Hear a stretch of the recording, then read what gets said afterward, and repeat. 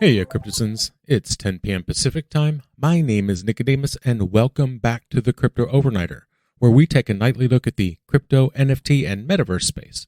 And keep in mind, nothing in this show should ever be considered financial advice.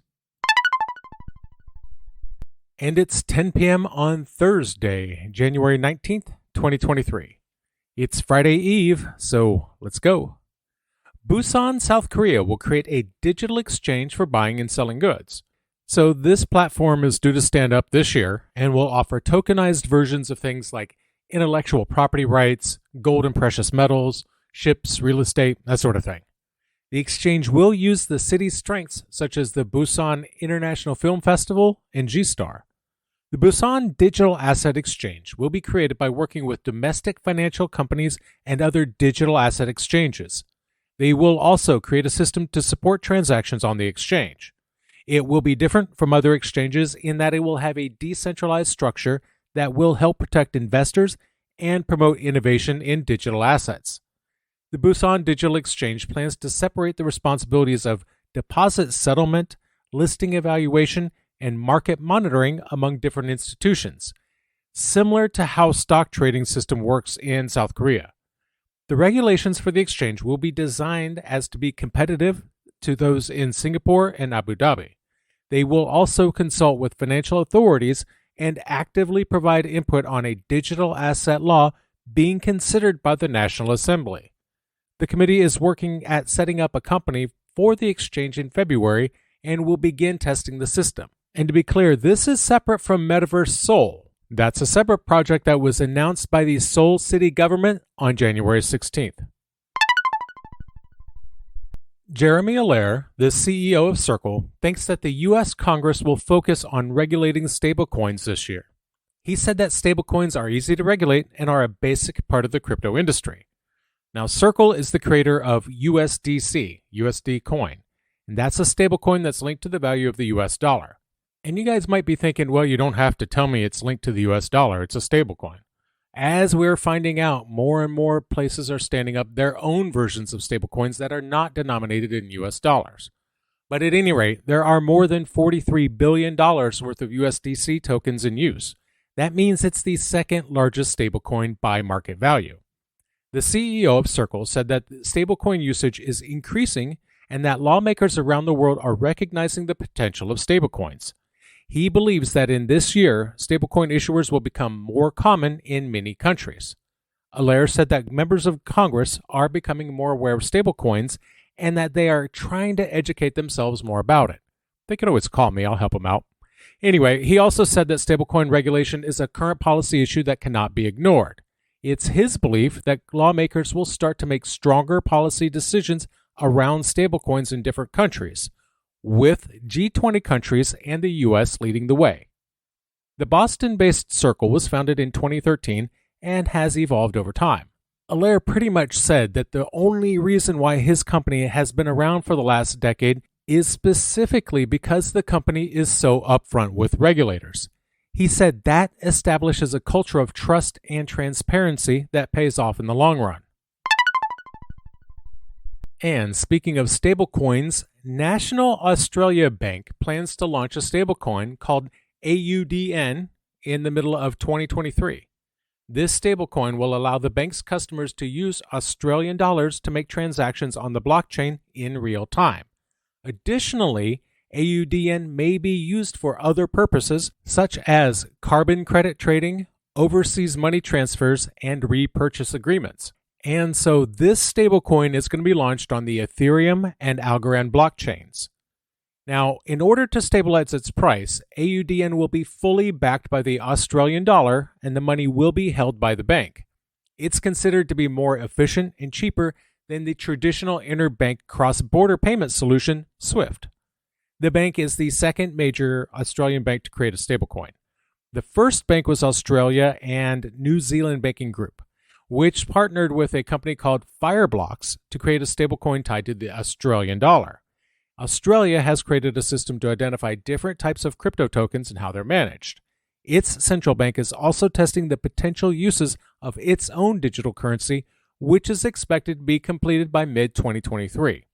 The Australian government announced plans last month to create a framework for licensing and regulating companies that provide crypto services in 2023 in order to increase security around the use of cryptocurrencies. China added smart contract functionality to its central bank digital currency. This is being done through the e-commerce app Meituan, which is one of China's biggest food and lifestyle apps. China has been working on CBDC development for a while and has been testing the digital currency in various retail transactions and buying securities. However, smart contract functionality on a large scale has not been tested yet. Meituan is using smart contracts to divide up a daily prize of around $1,312.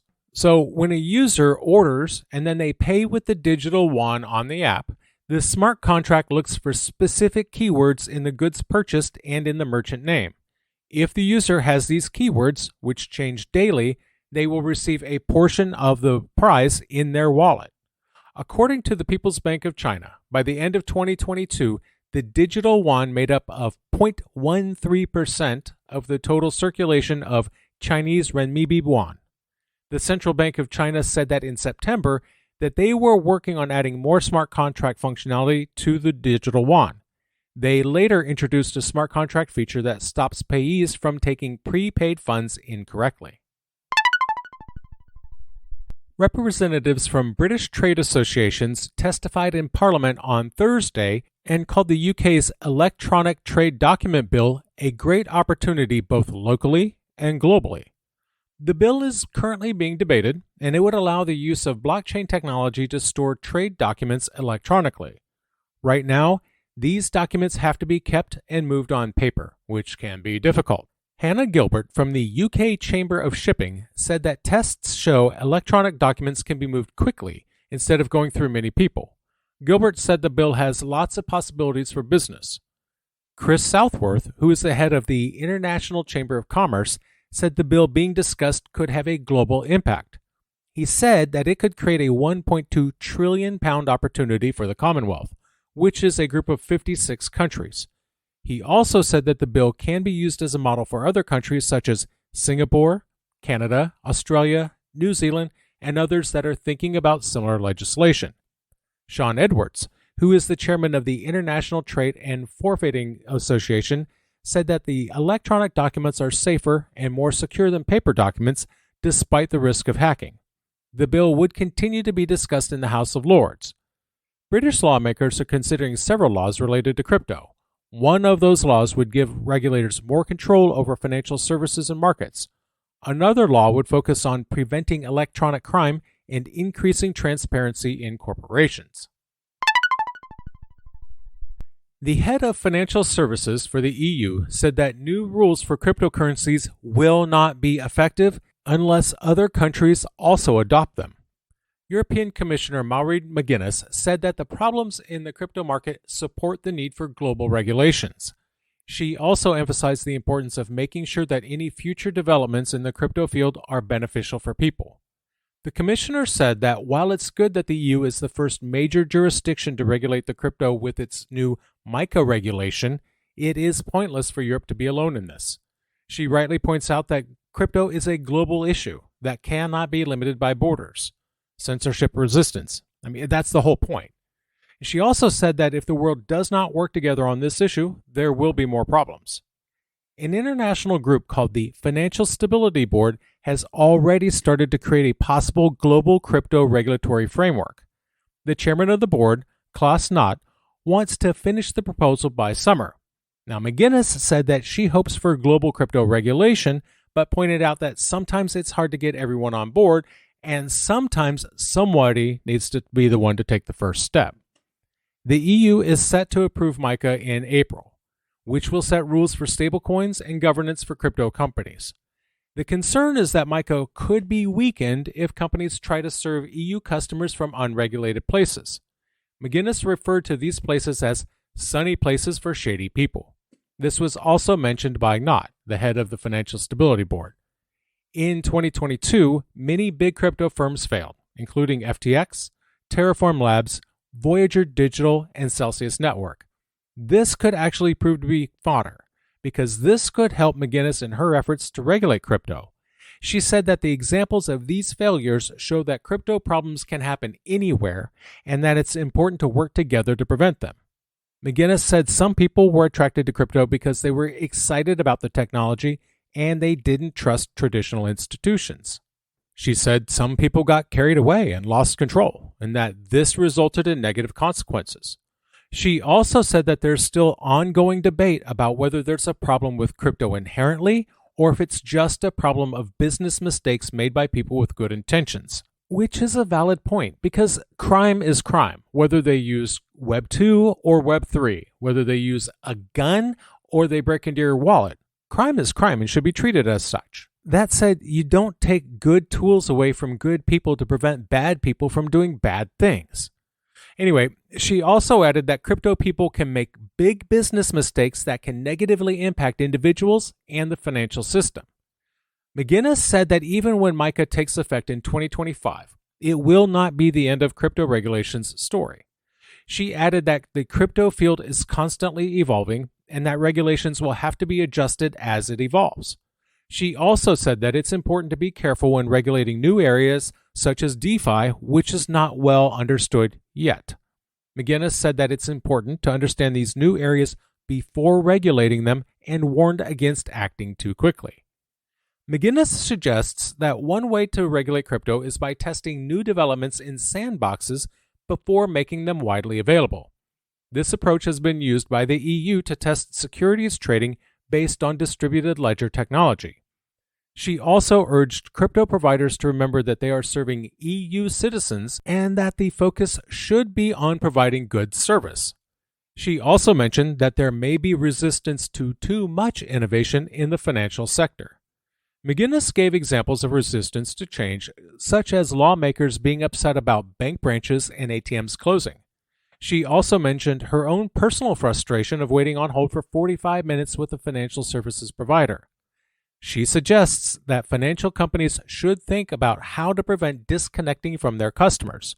She also emphasized that while technology is exciting, it should be designed with people in mind. And really, she has an excellent point about the customer service. I don't mind paying for good service, and I will do so happily. However, when I get bad service, like from a bank, and then I'm charged for it, I tend to get upset. I don't think I'm alone in that regard. 1inch Network is a decentralized exchange aggregator.